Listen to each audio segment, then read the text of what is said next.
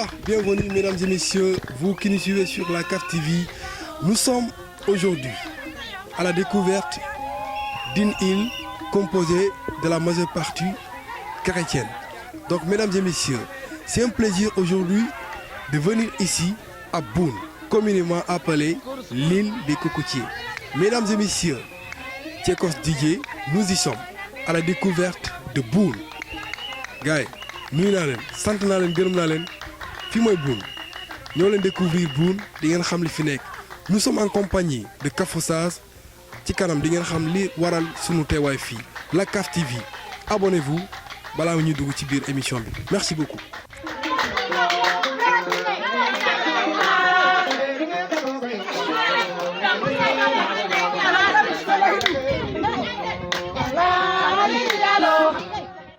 Voilà donc mesdames et messieurs, comme je vous le disais tout à l'heure, nous sommes à Boune, l'île Cocotier, en tout cas dans le Bilis Caron. Nous sommes avec Michel, le représentant de Kafoussaz, ici à Boune. Donc ça me fait plaisir encore, comme je vous le disais. Aujourd'hui, la première question, qu'est-ce qui motive votre présence ici à Boune? Alors en fait c'est un concours de circonstances, parce que j'ai eu 2 accidents dernièrement et je ne savais pas si j'allais pouvoir venir. Et en fait, mon médecin m'a dit il n'y a pas de problème, tu peux partir. Et en fait, j'ai appris après qu'il y avait la famille de Marie-Laure qui arrivait pour la commémoration et la dispersion des cendres de Marie-Laure. Donc, en fait, c'est un concours de circonstances. Donc, comme j'étais le représentant de Kafoussaz, et le seul représentant de Kafoussaz à ce moment-là, c'est un petit peu sur moi que c'est tombé, mais en tout cas c'est avec plaisir et non sans une certaine émotion que je me suis retrouvé à proposer de faire un discours pour cette commémoration et cette cérémonie et de la pose de la plaque pour l'école de Boune au nom de Marie-Laure. Voilà, comment vous avez senti l'accueil? L'accueil pour moi il est identique à chaque venue, c'est-à-dire que en tant que Kafoussaz, on est toujours les bienvenus, on est toujours accueillis à bras ouverts, il y a toujours des festivités et c'est comme ça qu'on se sent chez nous. Voilà, donc comme vous l'avez dit tout à l'heure, vous êtes le représentant de Kafoussaz ici. Aujourd'hui, on va parler de Kafoussaz. Quel est l'avenir de Kafoussaz? Alors c'est vrai que depuis le décès de Marie-Laure, d'abord on a tous, comme les habitants de Boune, on a subi le choc de son décès et de son choix de partir. Je crois qu'elle est venue ici au mois de novembre 2019, 6 mois avant son décès, et elle savait qu'elle allait décéder, donc elle est venue dire au revoir aux villageois. Et je crois que ça va dans le sens de Marie-Laure, c'était sa force, c'était sa force de caractère que de vouloir venir dire au revoir. Mais c'est vrai que nous, en tant que membres de Kafoussaz, ça nous a aussi beaucoup perturbés, dans la mesure où Marie-Laure, c'était le pilier de Kafoussaz.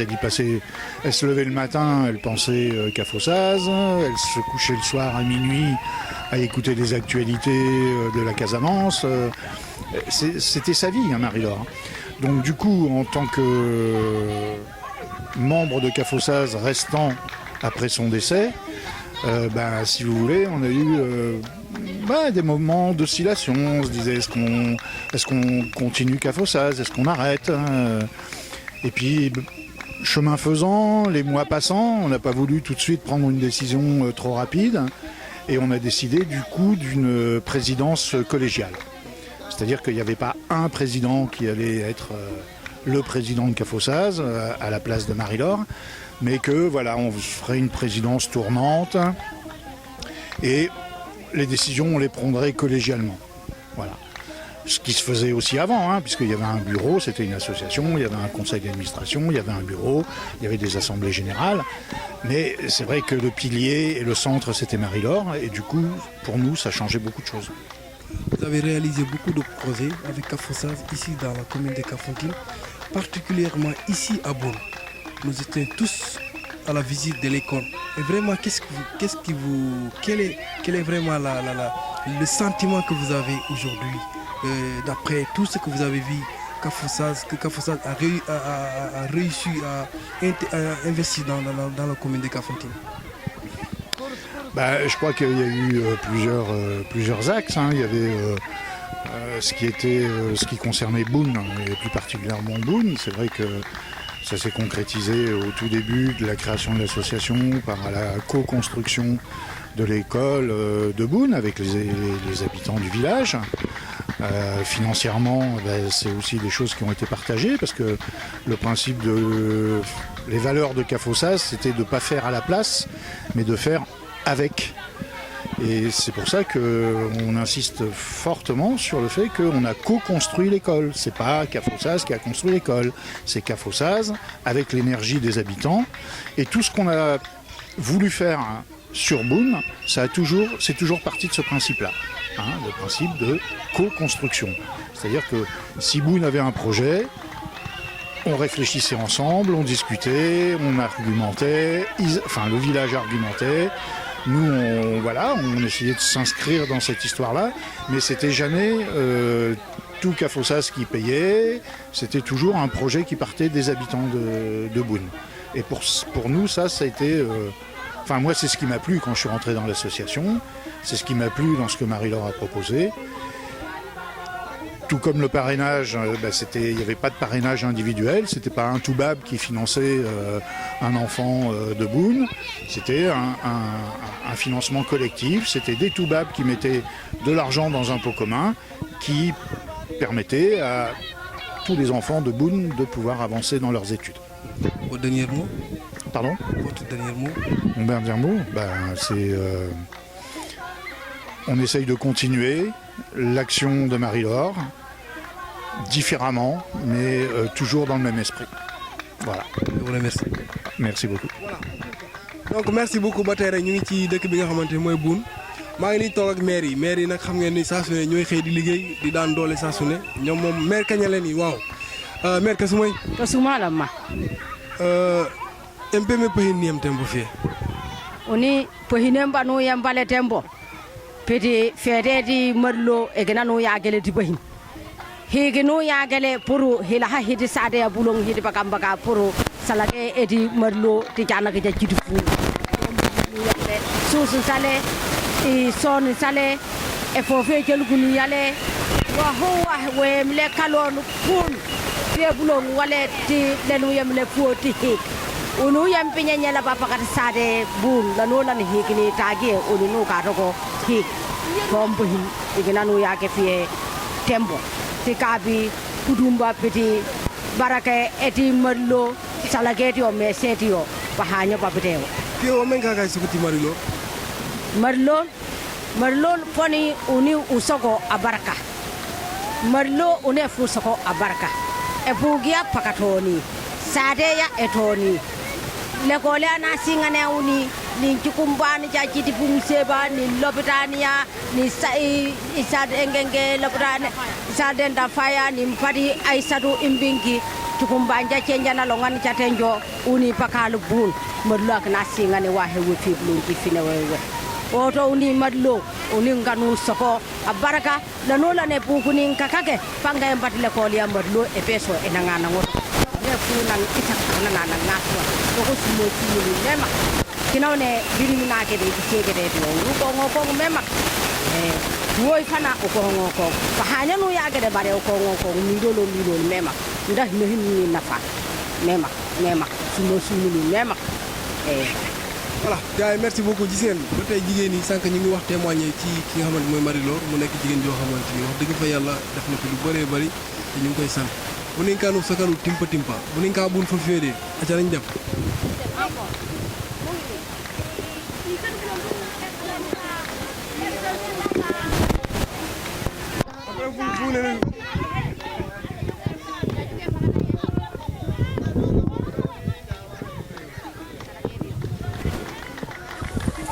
e fo fe gënaw yaw ceeb bi moo nekk nii kay xool ci sama waaw xoolal bak bi laa nekk di xaar ni bu ñëwee rek waaw waaw sama ñankatam bi ak yàppa bi waaw waaw kon fo buun du yomb man njinka sakam tigo jaata e wuluway waaw waaw merci Tigo jem Bakar Diatta alo marlo patoni merci madame Diatta waaw madame Diatta may madame Diatta kes ma mag la voilà donc mesdames et messieurs ba tey rek ñu ngi ànd ak yéen ci dëkk bi nga xamante ne mooy Boune man saa su ne bu ma nee Boune rek sama xel ci kokoy lay dem dëkk bi dafa bëri koko dëkk bi dafa nice dëkk bi da ngay lekk ba suur dëkk bi boo ñëwee dañ lay teral en fait damay dem ci benn jeune boo xamante ni un jeune très dynamique d'ailleurs c'est un ami c'est un ami ma dem jéem a waxtaan ak moom ci ay mbir moom tamit mu wax ñu effectivement lu ci xalaatam jaajëf nu mu demee yaa ngi cool naka fe c'est Olympio Gilles Olympio un jeune très dynamique ma bàyyi la nga nuyonteeg chers internautes ñi lay seetaan. ah mais sama gars yi maa ngi leen di ziar fii nag yéen a ngi Boune Cekos nag moo nekk nag instant yii nii accompagné maa ngi sama maire yi comme sànq rek ci vidéo bi passé voilà dama leen di raconter un tout petit peu moom daal lu mu bëgg a xam ci Boune voilà ça viendra après. voilà donc gis ngeen ko kooku Olympio la mu nekk jeune boo xamante ni vraiment man je le respecte vu que ni dafa doon koo xamante ni bëgg na dëkkam en plus c'est un jeune vraiment dynamique bëgg na li muy def te gëm na ko ba tax na tey jàmbaar sa dëkk laa nekk tey mu nekk dëkk boo xamante ni vraiment accueil bi neex na rafet na trop ñu ñëw à la découverte de cette île pleine de avec sa diversité culturelle tout ça son environnement c'est beau tey jii nii lan nga ñuy wax d'abord bu ñu la posé tey première question mooy d'ailleurs lan mooy Boune tey Boune lan la kan mooy Boune wala lan mooy Boune en fait. Boune mooy dëkk bi nga xam ne cosaan la de par son appellation mooy damay garab mooy comme genre Boune xam nga ci langue Caroline moom doo wax Boune bi à la place de pee nga koy teg ne mooy Boune donc da ngay naan Boune ipinkin sënkin xaañi mooy fu ñuy wuti ci garab boo paree nga fexlu après ça mais da ngay noos daal mooy épinkin sënkin xaañi mooy Boune fu ñuy wuti ci garab voilà donc dégg ngeen bàyyi man lii maa ngi koy soog a dégg voilà gars yi mbokk internet yi lii moom sàcc leen ko donc bu ñu ñëwee tey Boune tey ñu bëggoon xam tey Boune gis nañ nga ànd ak délégation boo xamante ni ay français tey jii ñu bëggoon xam tey lan moo waral teewaay bi. ñoom daal ñoom seen benn parent moo décédé en 2020 ça fait de cela une année déjà dañuy ñëw parce que déjà moom dernier souhait moo daan ñu bàyyi cendram fee ca bokk mais avant il fallait au moins ñun waa dëkk bi ñun en tant que ñun nga xam ne moom on ne peut citer quoi que ce soit lépp lu mu def fii ci àdduna fii la ko defee d'autant plus que fii la tabaxee école fii la tabaxee disons une maison pour maison décortiqueuse et fii la tabaxee kër gi nga xam ne mooy enseignants yi bu ñëwee foofu la ñuy toog fii la defee lépp daal li nga xam ne ci affaire au parrainage comme boo amee tey sa entrée en sixième boo amee sa BFM ak sa bac yëpp ñu ngi lay poursuivre ba ci université man mii sax j'ai bénéficié de tout ça donc moom daal lépp la fi def mais puisque dafa gaañu waa dëkk bi daan ñoom ils ne peuvent pas laisser la situation comme telle moo tax ñu sollicité puisque moom elle a bâti une école ñu tuddee ko suñu école moo tax tey on a organisé une célébration en son nom c'est une messe après la messe ñu doog a béniru école bi ak tableau d'art buy won ne waaw kii c'est à son honneur qu'on a l'école qui est appelée en son nom qui est baptisée en son nom donc boobu lañ def tey ci suba moo tax tey c'est toute sa famille presque qui est là son grand frère sa sœur ses nièces et autres et surtout aussi un représentant de Cafoussaz qui était parmi nous à la célébration moom tamit dafa dugg ci yooyu yëpp pour mun a témoigner déjà moom Malo lu mu def voilà. mu doon femme boo xamante ne vraiment ñu ngi rafetlu liggéey bu mu jot a def ci dëkk bi léegi bu ñu ñëwee ci dëkk bi parce que tey dëkk boo mënta dem am na situation am na difficulté am na avancement wala so tey boo doon xayma tey ci ay situation yu population Boune di jànkonteel lan nga ñu ci mën a wax ko. nos situations naturelles yi nga xam ne instant yi nii je peux dire que avec l'érosion côtière enfin c'est toutes les îles yi nga xam ne ñoom daal on subit situation boobu ñu ngi koy subir ñoom yaa ngi dégg comme fii nii ci ginnaaw fii y a l'avancée de la mer et en plus ça nous affecte moo tax ñun suñu ndox mi tey dafa am xorom instant yi nii donc à partir du mois de mars ba mai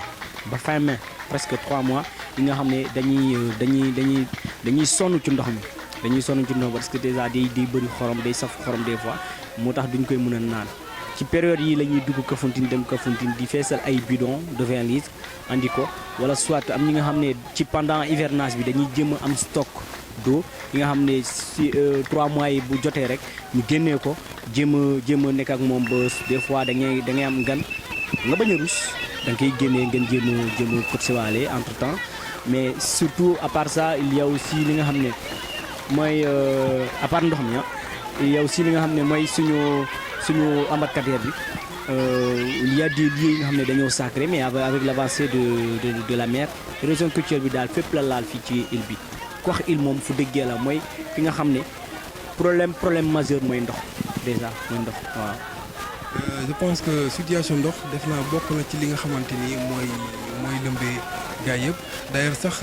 dafa am citerne boo xamante ni moom la ñuy gis ni citerne boobu nag je pense que fa la moom la ñuy tegoon ay jamono pour ndox bi bu ñëwee ci nawet bi moom faa daal mais citerne bi situation citerne bi laa bëgg xam est-ce que mu ngi fonctionner ba léegi. bii citerne ngeen gis nag puisque d'autant plus qu'on est par hasard à côté ngeen jël ko citerne bi ça a été subventionné par l'État du moins léegi xam nga projet Sénégal daal moo métti waaw da ngay bind sa projet. lenteur administrative quoi. voilà yooyu la wala des fois nga gis gars yi ñëw ñu dóor projet bi ba pare mais du am au bout de quelques 3 années wala ay weer sax voilà mu mooy loolu quoi mu yàqu. moo tax ñii dañoo ñëw soi-disant mooy experts yi nga xam ne jaar nañu fii ñoom ñoo gis situation bi reconnaître ne ñii dañoo saboté parce que d'autant plus que une année rek la def c'est un peu partout dans les autres îles qui avoisinent Bouna fépp foo mënti dem fii ci îles yëpp da nga fay fekk yi citerne mais benn citerne baaxu ci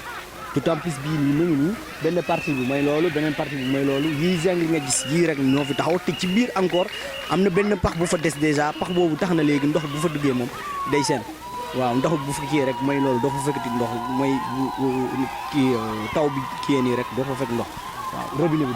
dara doxatul daal instant yi nii. muy situation bu métti waaye defe naa boo amoon benn message bi ngay lancé à l'endroit de l'État lu muy doon. ci état xanaa peut-être que mun naa si dellu si waat ma jaajëfal bu baax ci pour le moment yi nga xam ne maa ngi koy gis ba léegi mu ngi dox mooy projet du robinet bi ngay mooy maire sortant bu Kafountine bu mu signé ak waa état puisque ñun déjà gis nañu nga fii boo bàyyee xel sa xel am na benn chemin bu ndaw xoolal sable bu rouge bii ngay gis tout le long là bala waaw lii kii bi la canal bi la gas nañ ko dugal nañ fa ay tuyaux mais ne serait-ce que maintenant ñu xool projet bi fu muy mujj quoi mais sinon yii rek laa mën a jaajëfal ci le fait que projet baa ngi ñëw incha allah yii rek la ñu mën a ñaan comme ça mu mun a jeex ak jàmm. à part ça peut-être que puisque à présent à Kafountine ñun balaa ñuy yéeg ci kaw dañuy jéem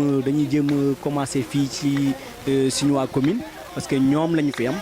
maa ngi leen di jaajëfal surtout ci le maire présent yi bi nga xam ne mooy David Diatta donc appel am moom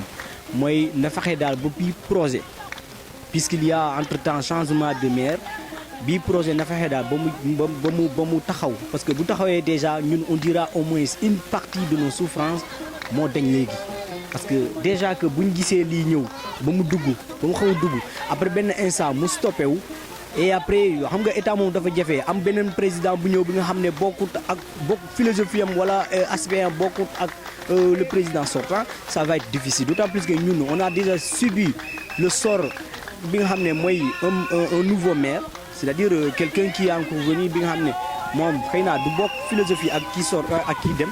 xëy naa dina àndee yeneen problème donc on va pas encore subir le même sort et une seconde fois bi nga xam ne bu ñu amaatee beneen président bu ñëw te mu bañ a faale yi projet donc autrement dit on fait l'appel au nouveau maire qui est là déjà ñu jéem ñu jàppale ci biir projet parce que de l'autre côté ay xilool pour di manku souvent boobu déjà ça y est c'est fini boo demee jógee ci beneen île bi nga xam ne Diembéring mooy commune am waa Diembéring waa commune Diembéring ñoom déjà la plupart des îles yi nga xam ne foofu ci seen côté la nekk xam nga Casamance la base Casamance 21 îles la ñu wax ñun fii 14 la ñu am lu ci des fële ci Diembéring la déjà ñoom seen part ça y est c'est fini partie Caronne île Caronne mooy xilool mantaat Kuuba ñoom tamit am nañu presque ay robinet léegi fii moo des ak Pakasuuku boo demee ba ca xayeer foofu moo des léegi donc yii robinet moom fu dëgg yàlla man je peux dire que yii projet mooy suñu projet majeur yi nga xam ne pour globaliser toutes les îles mooy suñu projet majeur c'est vrai que chaque île a ses difficultés yi nga xam ne moom la bëgg mu nekk seen projet majeur mais ñun de façon générale yi mooy seen suñu projet majeur voilà. Olympio ñu ngi lay jaajëfal baax a baax di la remercier vraiment ci disponibilité bi gars yi. maa leen di remercier bu baax a baax parce que yéen moom ak seen liggéey moom fu dëgg yàlla xanaa ñu jaajëfal leen parce que lii moom boo ko amee ci yeneen lieux yu reculés yi dans le monde du commerce xanaa nga jaajëfal ko waaw fu dëgg yàlla maa ngi leen di ñaan yéen seen liggéey jëm kanam ak tamit ngeen am ay matériaux yoo xam ne day ñëw renforcer lii comme ça ngeen mën a jàpp nit ñi ci kaw ci ay à partir ay drone et aussi maa ngi jaajëfal bu baax a baax Thiata ma caméraman bi moom daal waaw maa ngi lay jaajëfal yal na nga génnee son bu bees incha allah tuddee ma ko dégg nga voilà. donc les gars merci beaucoup ba tey rek ñu ngi ci biir Bour vraiment c'est un plaisir nee naa leen dëkk la boo xamante ni am na aspect culturel yu important te ñu bàyyi ci xel bu baax vraiment lancé na fi appel message yu daw yaram te vraiment les personnes de bonne volonté bu leen xaar kenn la ñëpp jóg ñu taxaw ndaxte côté bi situation bi c'est difficile eau potable dafa doon jafe-jafe et que je pense que la solution sera trouvée bientôt gars yi ba léegi merci beaucoup à vous merci beaucoup à nos chers téléspectateurs téléspectatrices Thiata maa ngi lay siyaar gain bi what's up fii booy xolal yoxos a ngi fii dëkk yoxos xolal jën bi day dugg ci géej da nga koy jàpp ci ndox bi léegi tëmbaxal mu tëmb ci cin bi mu ngi bax loolu nag bokkul ak jën yi nekk côté beeri gars yi